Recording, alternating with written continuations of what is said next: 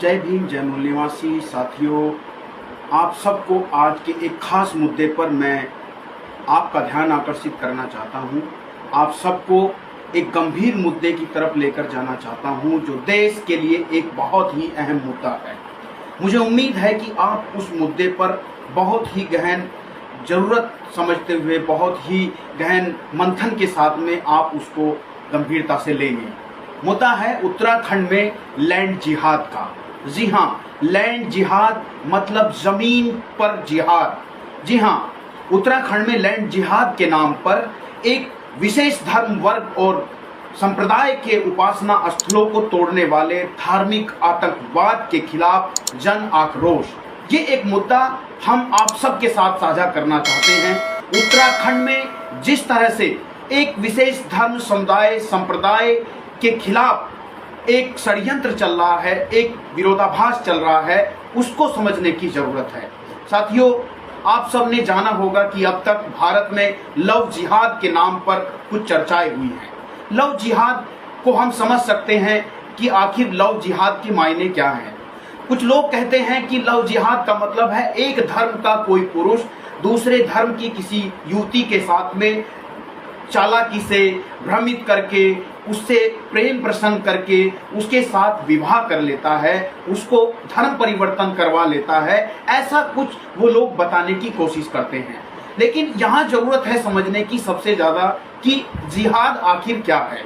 साथियों, जिहाद के भी भारत में कई तरह से अर्थ लगाए जाते हैं। वास्तविकता में जिहाद एक लड़ाई है, एक वैचारिक लड़ाई है, और जिहाद का मतलब है किसी एक खास मुद्दे को किसी एक खास मकसद के लिए किया गया युद्ध, लड़ाई और संघर्ष। लेकिन यह संघर्ष वैचारिक भी हो सकता है, अस्त्र और शस्त्रों से भी हो सकता है। लेकिन जब तक भारत में जिहाद को सही तरीके से समझने की कोशिश नहीं होगी तो हम षड्यंत्र और भ्रमों में फंसते चले जाएंगे। आखिर जिहाद क्या है?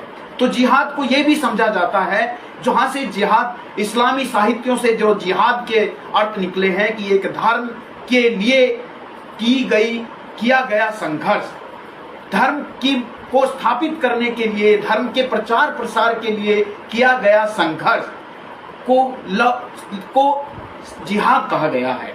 वो इस्लाम के अंतर्गत इस्लाम को स्थापित करने के लिए, इस्लाम का प्रचार प्रसार करने के लिए किया गया जिहाद मतलब एक संघर्ष। लेकिन इस जिहाद के रूप बदलते रहे, इसलिए इसके मायने भी बदलते रहे। इस जिहाद को जबरन किया गया, इस जिहाद को अतिक्रमित रूप से, भयभीत कर्मित रूप से अलग अलग रूपों में किया गया। आज भी ये जिहाद लव जिहाद से आगे बढ़ करके लैंड जिहाद मतलब जमीन के ऊपर की गई संघर्ष है। उसके मायने समझने की जरूरत है कि आखिर उत्तराखंड में लव जिहाद, देश में लव जिहाद के बाद अब लैंड जिहाद की बात आखिर क्या है, और इसके नाम पर आतंकवाद क्यों फैलाया जा रहा है।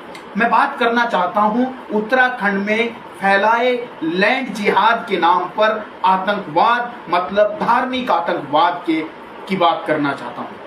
साथियों, अब तक आपने कई मुद्दे भारत में देखे होंगे कि खास करके एक विशेष समुदाय और धर्म के खिलाफ, चाहे वह जबरन घर वापसी हो या भ्रमित तौर पर की गई घर वापसी हो, धर्म परिवर्तन विरोधी कानून की वकालत कही जा रही हो, जहां पर धर्म परिवर्तन विरोधी कानूनों की वकालत करने वाले पंडित पुरोहित अक्सर ये वकालत करते हैं, ये बयान देते हैं कि भारत में, दुनिया में बस एक ही धर्म है, बाकी तो सब मत, मजहब और पंथ हैं। तो अगर दुनिया में सारे मत, मजहब और पंथ हैं, तो फिर धर्म परिवर्तन विरोधी कानून बनाने की जरूरत क्या है? फिर जब दुनिया में एक ही धर्म है तो फिर इतने धर्मों के विरोधाभास की जरूरत क्या है? फिर आप गीता की दुहाई देते हो कि गीता में पर धर्म में जाने पर नरक की संकल्पना है, दंड की संकल्पना है, शोषण की संकल्पना है। तो फिर जब वहां भी पर धर्म की बात है तो इसका मतलब एक धर्म से अलग होकर के और भी कई धर्मों की संकल्पनाएं समाज में स्थापित है, संचालित हैं, प्रतिस्थापित हैं, उसको समझने की जरूरत है। और इन सब से जुड़ी हुई जो ये मुद्दा है, जो आज लव जिहाद से लैंड जिहाद की तरफ चला हुआ है, और जिसके तहत भारत में उत्तराखंड में खास करके अभी लैंड जिहाद के नाम पर पे खास करके मुस्लिम पूजा स्थलों, उपासना स्थलों को ध्वस्त करने की बात कही जा रही है। सवाल ये है कि उन तमाम धर्मों के या विशेष एक धर्म के जो उपासना स्थल है, जो उनकी मान्यताओं के आधार पर बनाए गए उपासना स्थल है, उनको तोड़ने का जो एक षड्यंत्र चल रहा है और उसके खिलाफ कोई आवाज ना उठाए, उसके लिए एक आतंक फैलाया जा रहा है। उस आतंक के पीछे की मंशा क्या है, मैं इस पर आपका ध्यान आकर्षित करना चाहता हूं। और आखिर इस मंशा को, इस धार्मिक आतंकवाद को लैंड जिहाद के नाम पर, लव जिहाद के नाम पर वो अक्सर क्यों लेकर आते हैं, ये जब देखने की जरूरत है। तो मेरे साथियों, आज इस देश में लैंड जिहाद की बात करने वाले लोगों को एक सवाल है। सवाल ये है कि आखिर जिन लोगों के पास में अपने पूजा स्थल, उपासना स्थल उस मात्रा में जब नहीं है, या वो कहीं ऐसी जमीनों पर कुछ उपासना स्थल बनाते हैं जो अवैध तौर पर कहे जाने की बात है, तो फिर इस पर कार्रवाई करने का हक और अधिकार किसका है? क्या किसी एक विशेष वर्ग और समुदाय को संवैधानिक प्रक्रियाओं के खिलाफ जाकर के ठेका लेने की ये स्वतंत्रता भारत की किसी व्यवस्था ने उनको दी है?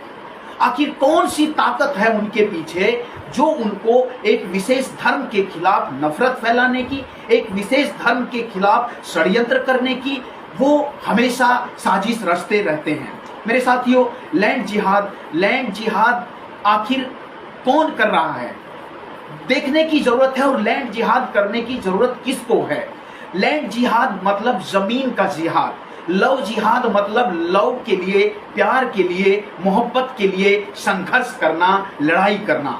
आखिर दुनिया में कौन सा ऐसा बुद्धिमान है जो प्यार के लिए, प्यार को पाने के लिए लड़ाई, प्यार को जाति की दीवारें तोड़कर, धर्म की दीवारें तोड़कर, इंसानियत को मोहब्बत के रंग में रंग करके एक बनाने की अगर कोई युद्ध होता है, तो मैं समझता हूं दुनिया में उससे महान युद्ध कोई नहीं है।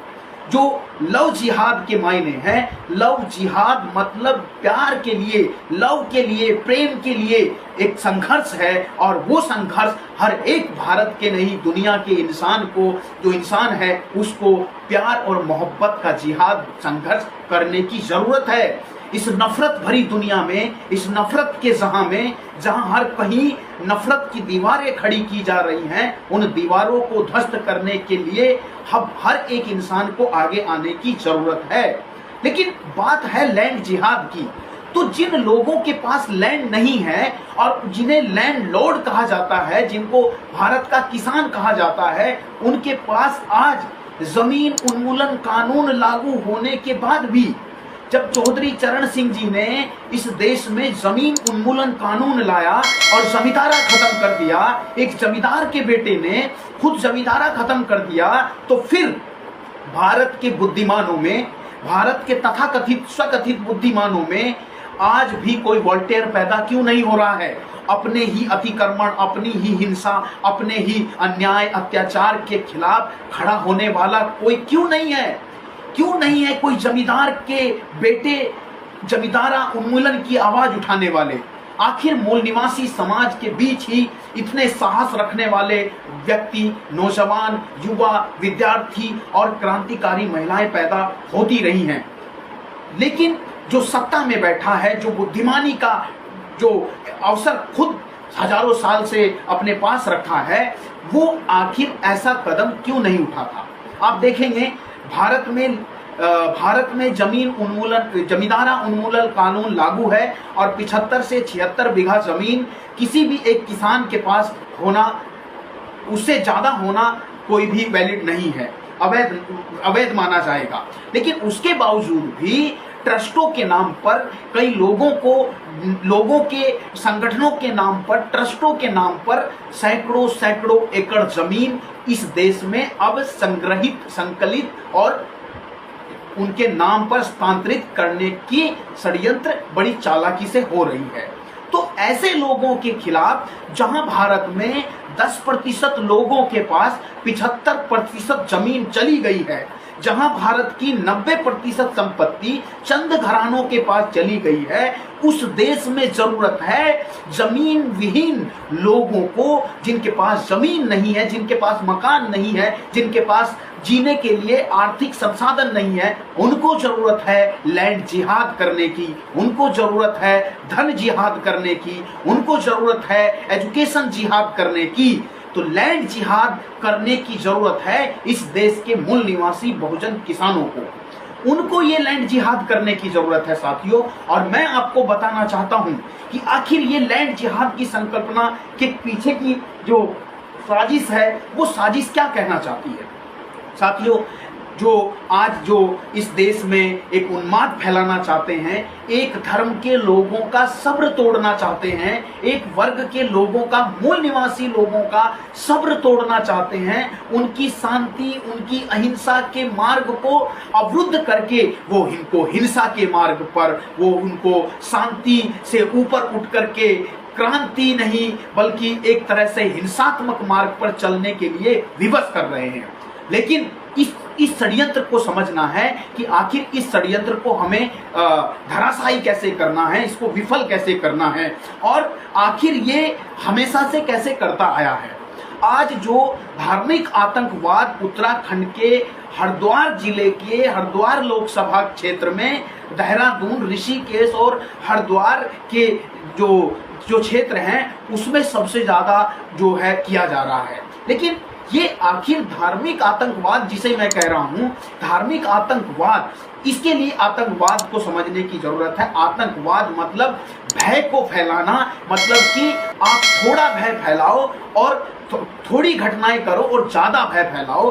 वो सोशल मीडिया के माध्यम से वीडियो बना करके एक धर्म के पूजा स्थलों को खुलेआम तोड़ रहे हैं। पुलिस प्रशासन वहां खड़ा होकर के मुकदर्शक देखता है, उनके खिलाफ कोई कार्रवाई करने की कोशिश नहीं करता। लेकिन वो अगर मूल निवासी समाज के लोग अपने हक और अधिकारों के लिए, अपने संवैधानिक अधिकारों के लिए, रोजगार मांगने के लिए सरकार से सवाल करने पर वो उन पर देशद्रोह, राजद्रोह और शांति भंग करने जैसे मुकदमे लगा करके, झूठे मुकदमे लगा करके उनको सलाखों में डालने के प्रयास करता है।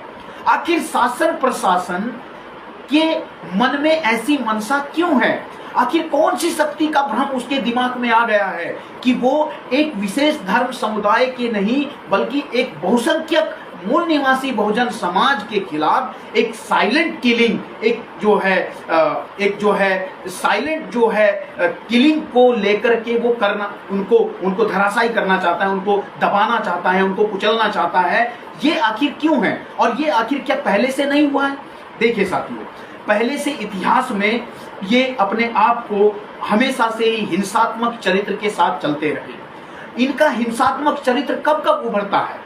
ये हिंसात्मक चरित्र, ये आतंकी चरित्र इनका तब उभरता है जब जब इनकी सत्ता खतरे में होती है, जब मूल निवासी समाज के लोग संगठित होते हैं, तब इनकी सत्ता हिलती है, इनका सिंहासन हिलता है और ये मूल निवासियों के आंदोलनों के, संगठनों की एकता के खिलाफ एक भ्रम जाल फैलाते हैं और उनके आंदोलन को ध्वस्त करने के लिए, उनके शक्ति को ध्वस्त करने के लिए ये ऐसे षड्यंत्र करते रहते हैं। ऐसे हिंसात्मक चरित्र ये अपने भयभीत होने के प्रतीकात्मक संकेत दे रहे हैं। इसलिए मूल निवासी समाज को समझना है कि आखिर जो इतिहास में अपने आप को आर्य कहकर के गर्वान्वित था, जो देव कहकर के गर्वान्वित था, जो सुर असुर कहकर के गर्वान्वित था, जो ब्राह्मण कह के गर्वान्वित था, और आज हिंदू और हिंदुत्ववाद के नाम पर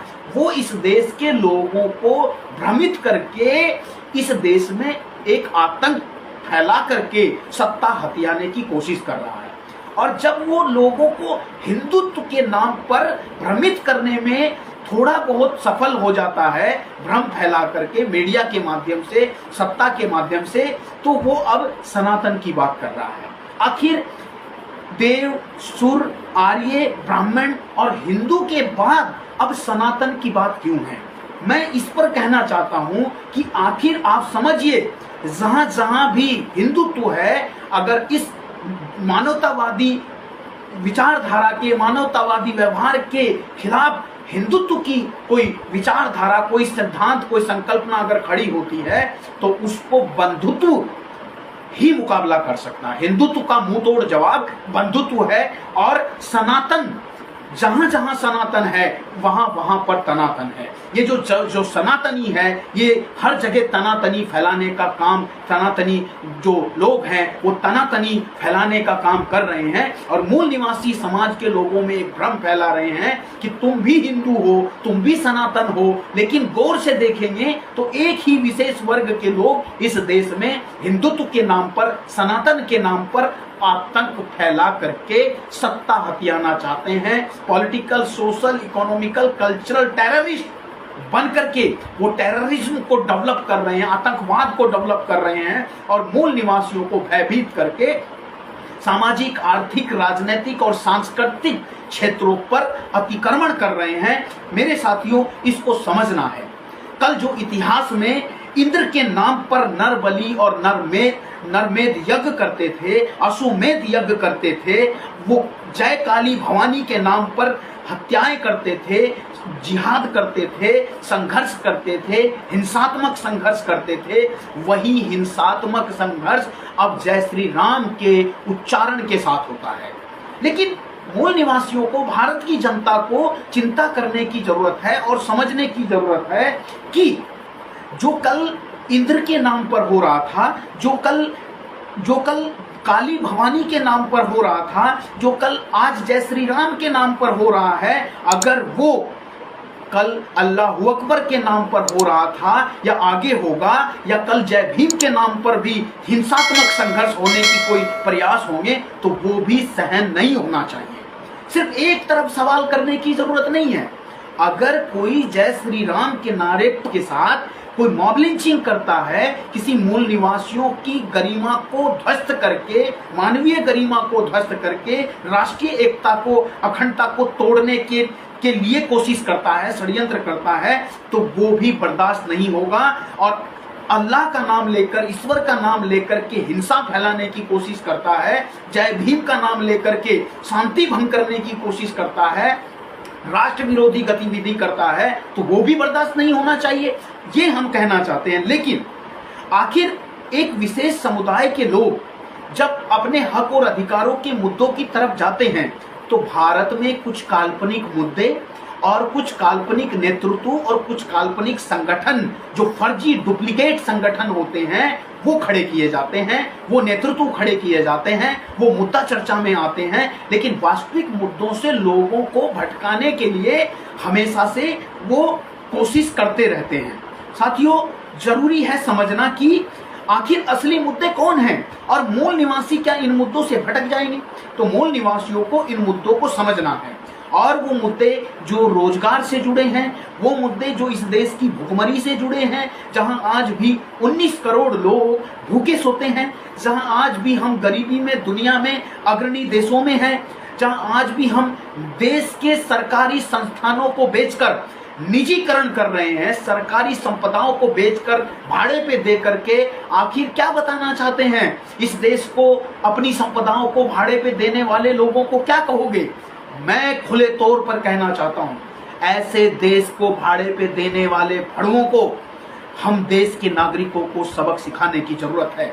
ऐसे देश में जहां बुद्ध की अहिंसा की संस्कृति और सभ्यता स्थापित रही है, जहां बुद्ध के विचार हमेशा बुद्ध के साथ चले हैं, युद्ध के खिलाफ हमेशा रहे हैं, ऐसे बुद्ध के देश में जहां पर तानाशाही लोकतंत्र में पनप रही है, निरंकुश तानाशाही पनप रही है, उस मुद्दों को उठाना चाहते हैं मूल निवासी समाज के लोग। लेकिन मूल निवासी समाज के लोग रोजगार, भुखमरी, गरीबी, अशिक्षा, निजीकरण और निरंकुश तानाशाही के मुद्दों को ना उठाए, इसलिए वो इस देश में मूल निवासी बहुजनों को भयभीत करके हिंसात्मक चरित्र के तौर पर पे खड़ा होना चाहते हैं, होकर दिखाना चाहते हैं, मूल निवासियों को भयभीत करना चाहते हैं और वो बताना चाहते हैं कि अगर तुम लोग बोलोगे तो हमारे इस आतंकवाद की गिरफ्त में तुम इसका शिकार हो जाओगे।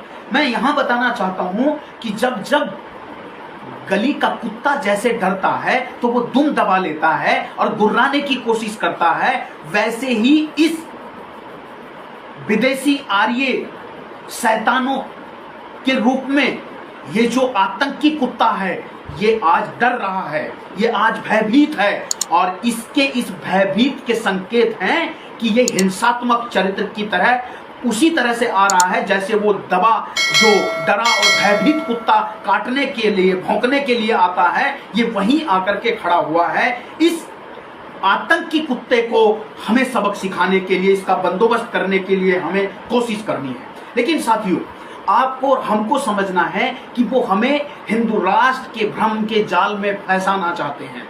आखिर हिंदू राष्ट्र के भ्रम के जाल में हिंदूवादियों का विनाश भी लिखा है।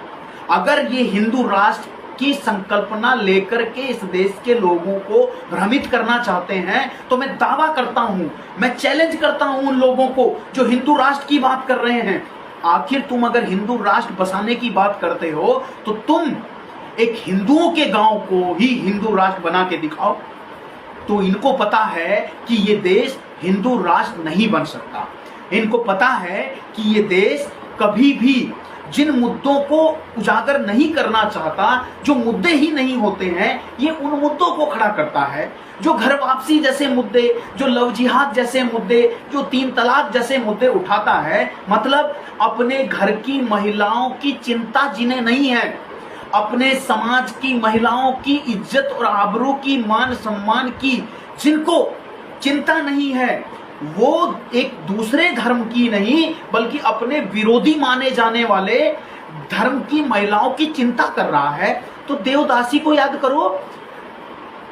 देवदासी, जब तुम अपनी ही बेटियों को मंदिरों में दान करके उनका रेप करते थे, जब तुम अपनी ही बेटियों को सती बना करके सती प्रथा को स्थापित कर रहे थे, जब तुम अपनी ही बेटियों के साथ में शुद्धिकरण के नाम पर अपनी ही देश की नवविवाहित महिलाओं के साथ में रेप करते थे, तब तुमको वो क्यों याद नहीं आता कि अपनी ही महिलाओं की इज्जत को तार तार करने के लिए तुमने स्तन टैक्स जैसी व्यवस्था अपने इस देश में लगाई थी।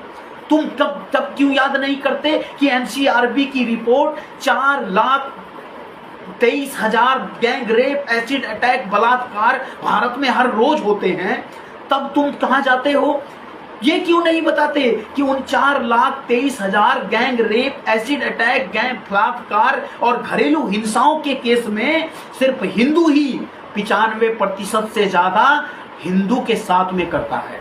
तब कहां तुम्हारा हिंदुत्ववाद है? तब कहां तुम्हारा सनातन संस्कृति है? इसका मतलब इनके खाने के दांत अलग हैं और दिखाने के अलग हैं। मेरे साथियों, आखिर ये इस देश में ऐसे मुद्दे उठाते हैं जिन मुद्दों के कोई सर पैर नहीं होते हैं। और मुझे लगता है भारत के नौजवान, भारत के विद्यार्थी, भारत के प्रबुद्ध लोग, भारत के नागरिक अब इन मुद्दों में फंसने वाले नहीं हैं। वो इंडिया दैट इज भारत के नाम पर किसी भी तरह से इनके मुद्दों के जाल में फंसने वाले नहीं है। जो कल साइनिंग इंडिया कहते थे, जो कल मेड इन इंडिया कहते थे, कल जब मेक इन इंडिया कहते थे, आज वो फेक इन इंडिया दिखाने की कोशिश क्यों कर रहे हैं?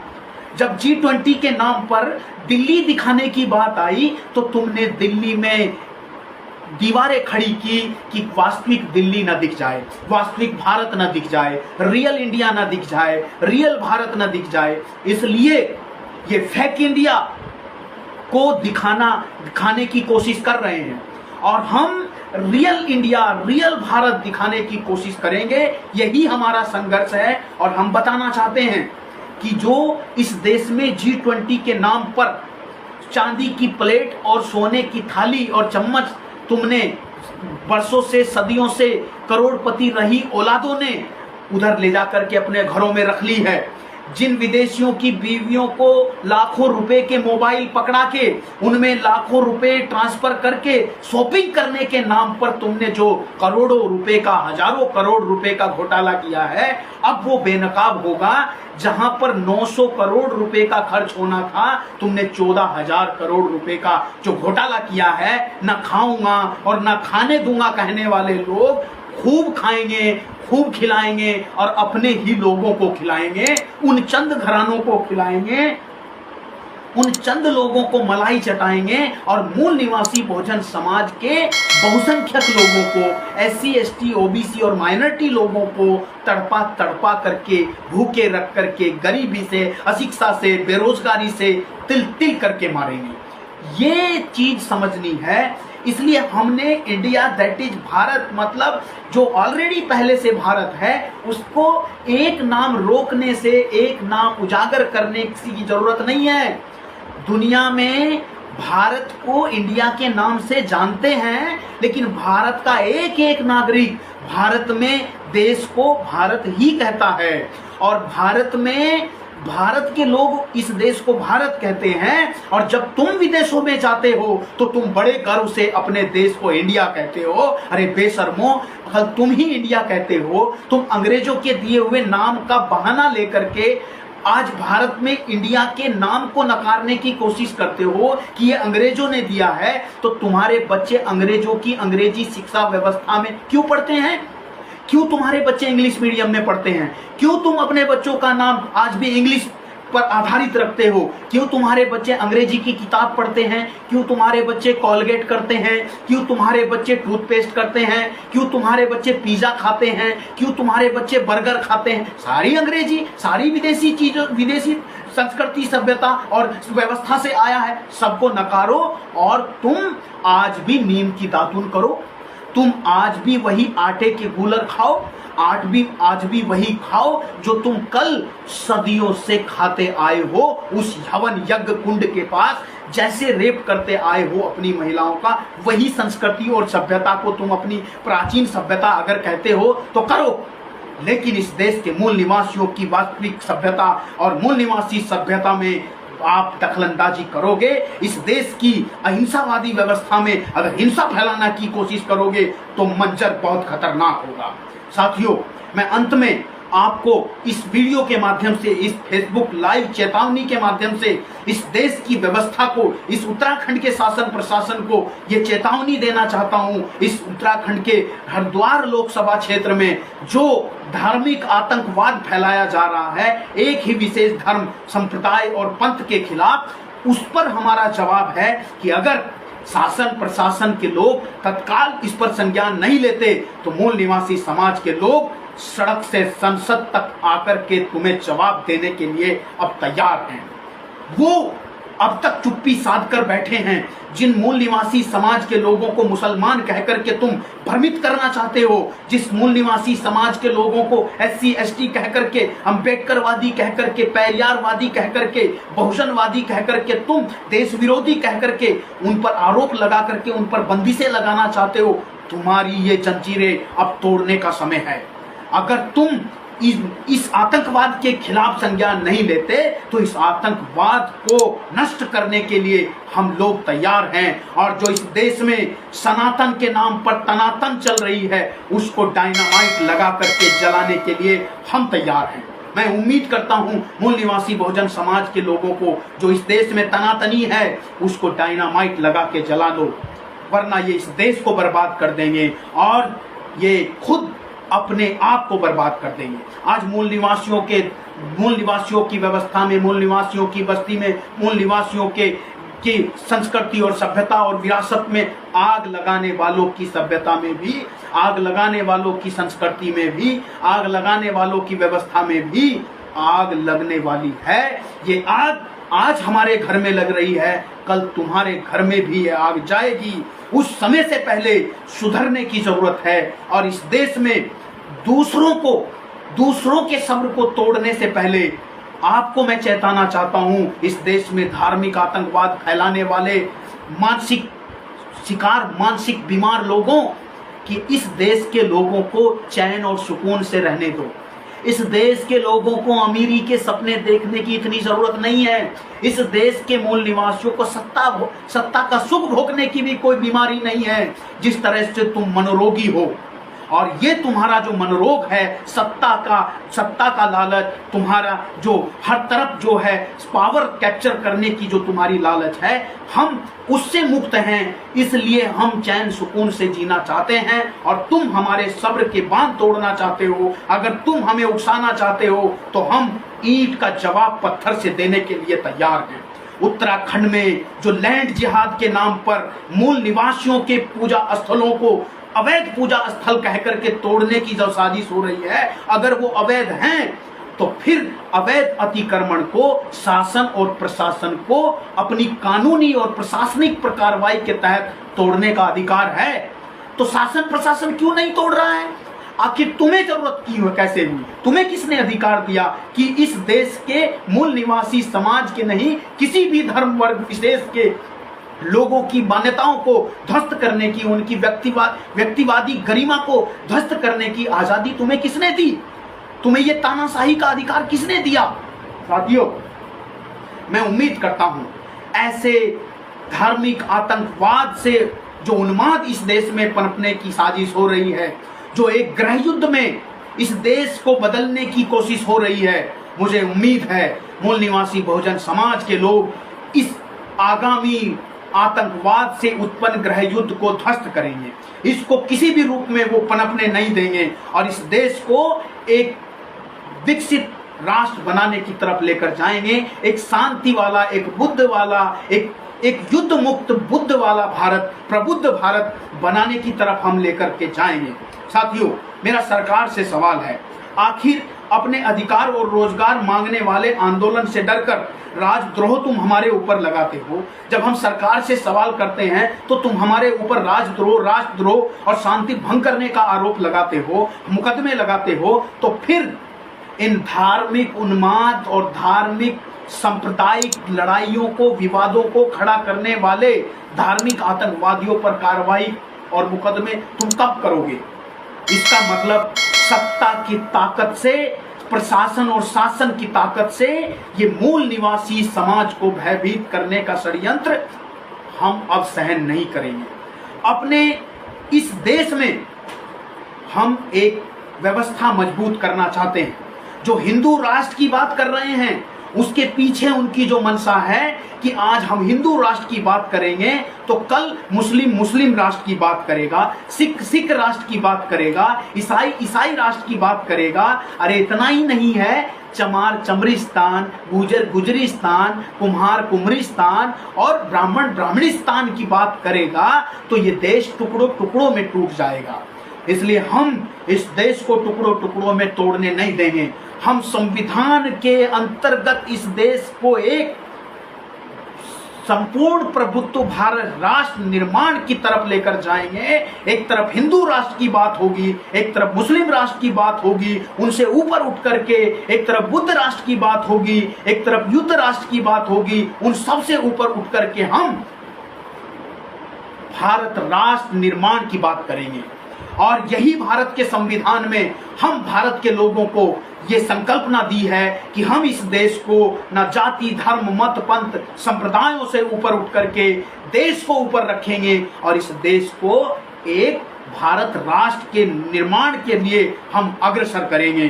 साथियों, अंत में मैं कहना चाहता हूं, इस देश में मूल निवासी बहुजन समाज के लोगों को, सब्र को तोड़ने वाले षड्यंत्रकारी लोगों को चेतावनी देकर के मैं उनको चेतावनी देना चाहता हूं। और शासन प्रशासन को भी मेरी ये अपील है कि अगर जल्द ही इन धार्मिक आतंकवादियों पर, जो उत्तराखंड के हरिद्वार लोकसभा क्षेत्रों में जो एक विशेष वर्ग की मज़ारों को तोड़ करके लैंड जिहाद के नाम पर आतंकवाद फैला रहे हैं, अगर उनको हमारे किसी भी लोगों के, देश के नागरिक ने जाने अनजाने में कोई अवैध निर्माण किया है तो उसको तोड़ने का अधिकार प्रशासनिक कार्रवाई से है।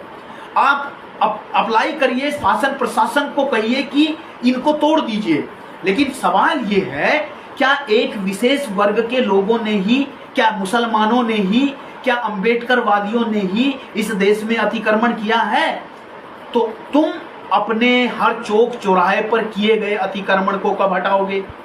तुम हर सरकारी संस्थान के ऑफिस में एक ही धर्म की पूजा का कोना बना करके कैसे उसको अतिक्रमण कर सकते हो? उसको कब हटाओगे?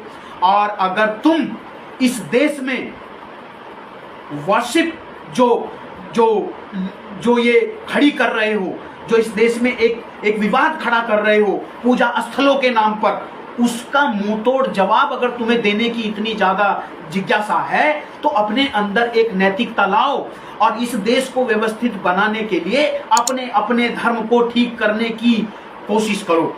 मैं तभी लोगों से, हिंदू, मुस्लिम, सिख, ईसाई, बुद्धिस्ट, अंबेडकरवादी और किसी भी धर्म को नहीं मानने वाले तमाम नागरिकों से ये अपील करता हूं, जिस भी विचारधारा, जिस भी धर्म मत पंथ के आप सदस्य हैं, नागरिक हैं, उन सबको ये जिम्मेदारी लेनी चाहिए कि हम अपने मत, मजहब, पंथ, धर्म को सुजो करके और खूबसूरत बनाएंगे। और अगर उसके द्वारा कहीं कोई अतिक्रमण हुआ है, कहीं कोई असंवैधानिक कार्रवाई हुई है, कोई असंवैधानिक कब्जा हुआ है, तो उसको हम खुद ध्वस्त करेंगे, खुद उसको मुक्त करेंगे। लेकिन एक हिंदू को हिंदुत्व के नाम पर किए गए अतिक्रमण को खुद तोड़ने के लिए आगे आना पड़ेगा। एक मुसलमान को खुद सरकारी जमीनों पर बनाए मजारों को हटाने के लिए आगे आना पड़ेगा। एक अंबेडकरवादी को विवादित जमीनों पर अंबेडकर फूले स्मारक बनाने के प्रयास छोड़ने पड़ेंगे। ये मेरी अपील है। अगर इस देश के लोग हिंदू होकर के हिंदुओं के अतिक्रमण को खत्म करेंगे, मुस्लिम होकर के मुस्लिमों के धार्मिक अतिक्रमण को खत्म करेंगे, ईसाई होकर के ईसाई, बुद्धिस्ट होकर के बुद्धिस्ट और अंबेडकरवादी होकर के फूले अंबेडकरवाद के नाम पर जो भी हमारे जाने अनजाने में प्रयास हुए हैं या हमारे कुछ पिछले लोगों ने जाने अनजाने में किए होंगे इतिहास में, हम उनको स्व इच्छा से खत्म करेंगे या समझौतों से उनको जो है शांत करेंगे। मेरी ये अपील है इस देश के मूल निवासी समाज से भी कि वो तमाम संगठन इसलिए इसमें कदम आगे बढ़ाएं। हम किसी भी धर्म, किसी भी विचारधारा, किसी भी संगठन के सदस्य हों तो हमें इस कदम में अपने देश की उन्नति के लिए आगे आना होगा। और इस देश में धार्मिक आतंकवाद जो फैलाया जा रहा है और उसके प्रतिक्रिया में एक दूसरा धार्मिक आतंकवाद पनपे, इसी माहौल बनाया जा रहा है, इस मंशा को, इस षड्यंत्र को, इस साजिश को हम नष्ट कर देंगे, विनाश कर देंगे, नेस्तनाबूद कर देंगे। और इस देश को बचाने के लिए, बनाने के लिए भारत की संविधान की दी हुई संकल्पना के आधार पर, भारत में दिया हुआ समाजवाद, भारत के संविधान में दिया हुआ समाजवाद, भारत में दी गई जो धर्मनिरपेक्षता की व्यवस्था है, उसको मजबूत करेंगे। अगर किसी भी धर्म के आधार पर राष्ट्र की कल्पना के पीछे जाएंगे, ये देश बर्बाद हो जाएगा। और मैं उम्मीद करता हूं कि हम उत्तराखंड से इसकी शुरुआत कर रहे हैं। मैं तमाम मूल निवासी समाज के संगठनों से और उन भारत के तमाम धर्मों में मानवतावादी विचारधारा के लोगों से अपील करना चाहता हूं कि आप इस देश को एक शांति का प्रतीक बनाने के लिए आगे भी अग्रसर रहेंगे, सहयोग करेंगे और ऐसे धार्मिक उन्माद, ऐसे धार्मिक आतंकवाद को फैलाने वाले लोगों को सबक सिखाने के लिए आप सड़क से संसद तक इंतजाम करने के लिए भी तैयार रहेंगे।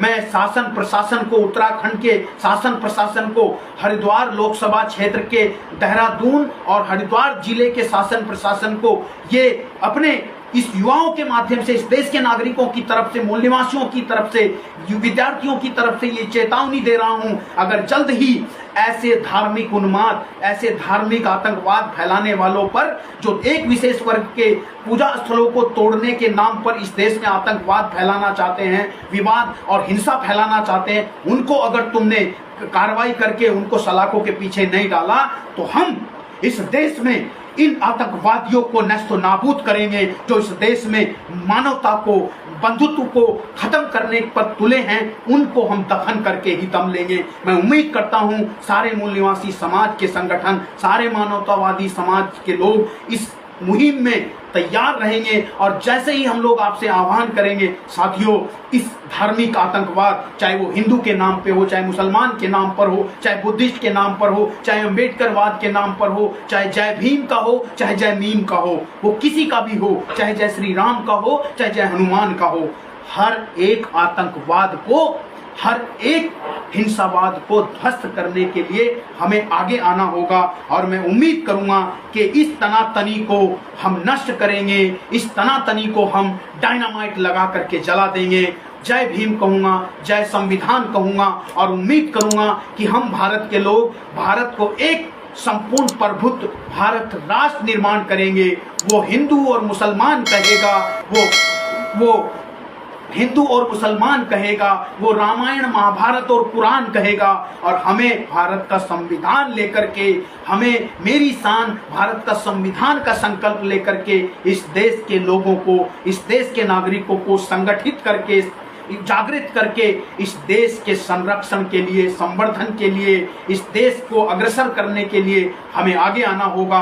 युवाओं को आगे आना होगा, बुजुर्गों को आगे आना होगा, हम भारत के लोगों को आगे आना होगा। और उम्मीद करूंगा इस देश में पनप रहे धार्मिक आतंकवाद को हम डायनामाइट लगाकर, वैचारिक डायनामाइट लगा करके ध्वस्त कर देंगे, नष्ट कर देंगे, जला देंगे, दफन कर देंगे। इसी उम्मीद के साथ आप सबसे आगामी अपील के साथ मैं उम्मीद करूंगा कि हम जल्द ही अपने अपने क्षेत्रों से ऐसे धार्मिक आतंकवाद के खिलाफ कल से ही हम अपने नजदीकी थाने, कोर्ट कचहरियों में केस दर्ज करना शुरू कर देंगे। और सोशल मीडिया के माध्यम से इनको सबक सिखाने के लिए अपनी फेसबुक पोस्ट, व्हाट्सएप पोस्ट से भी हम भारत में शासन प्रशासन से अपील करेंगे। जय भीम, जय संविधान, जय मूल निवासी, जय उल गुलाम। MNT न्यूज नेटवर्क को सब्सक्राइब करें, लाइक और फॉलो करना ना भूलें। साथ ही बेल आइकॉन दबाकर जन जागृति की मुहिम में जुड़े रहें।